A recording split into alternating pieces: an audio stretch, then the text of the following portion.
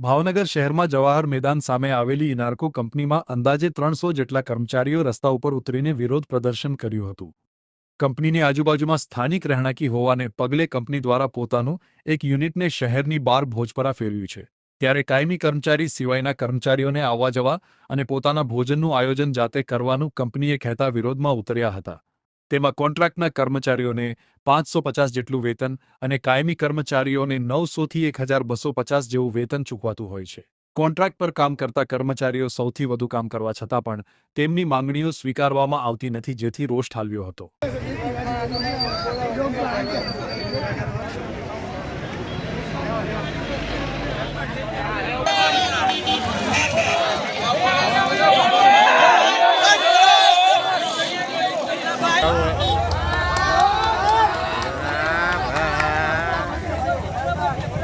ભજી ગયા શું અંદર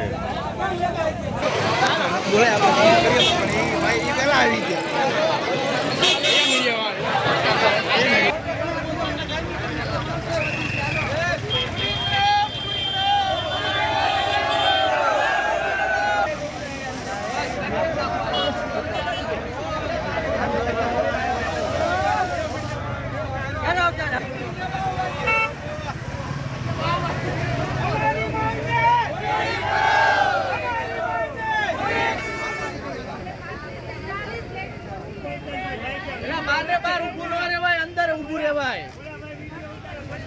કંપનીમાં કોઈ સુવિધા નથી આપતા હો ભાઈ, જમા કરવાની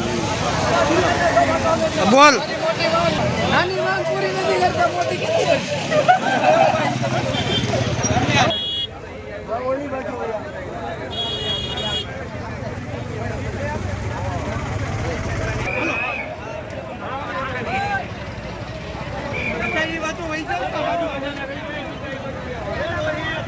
મારું નામ મકવાણા પ્રિન્સ ભરતભાઈ છે। હું ઇનાર્કોમાં 12 વર્ષથી જોબ કરું છું।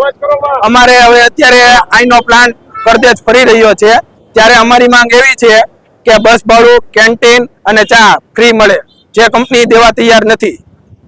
કેટલા સમયથી તમારી માંગ છે?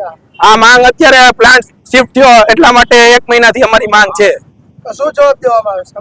કંપની વાળા ના પાડે છે ચોખ્ખી કે તમને બસ ભાડું, કેન્ટીન ફ્રી નહીં કરવામાં આવે। કેટલા કર્મચારીઓ છે ભાવનગરમાંથી જે ચિંતા? ટોટલ 1500 કર્મચારી છે। હવે તો શું તમારી માંગ છે? અમારી માંગ એ છે કે બસ ભાડું, કેન્ટીન ને ચા 3 ફ્રી કરો, નહીં જો કદાચ કરવામાં આવે તો તમે શું? તો માણસો જોબ છોડી દેશે।